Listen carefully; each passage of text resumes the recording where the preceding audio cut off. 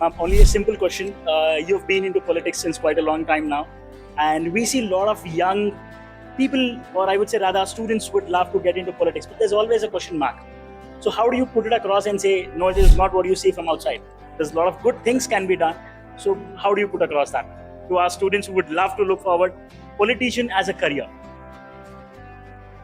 I would like to advise everyone, students, everyone who's watching this, that everything that we do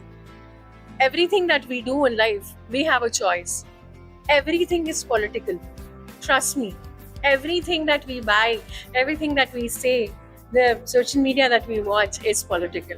If you want, so I just want to say, let's not be a spectator in our own lives, in our own country, and let's make a difference. Being active in politics, it's not just contesting, but it's also voting.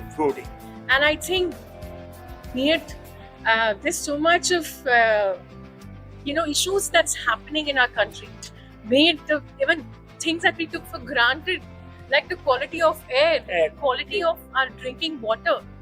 And yes, so it's the perfect time for you to be active, to jump into politics, because it's your country, it's your state. Make it happen. That's amazing, ma'am. And I'm sure I would love to give one message on behalf of ma'am, that the way ma'am have put across a lot of things, amazing work what she has put across in the country, in the state. I would say she's very, very approachable. I think we were honored to have you today, ma'am, just with a call. Ma'am is right here to help us, to inspire all of us. Looking forward that we, all of us, contribute in our day-to-day life as ma'am suggested. So let's give our best, be a good citizen for all of us, and let's try to make our country proud. Thank you so much for being here, ma'am. It's a pleasure having you. Thank you so much.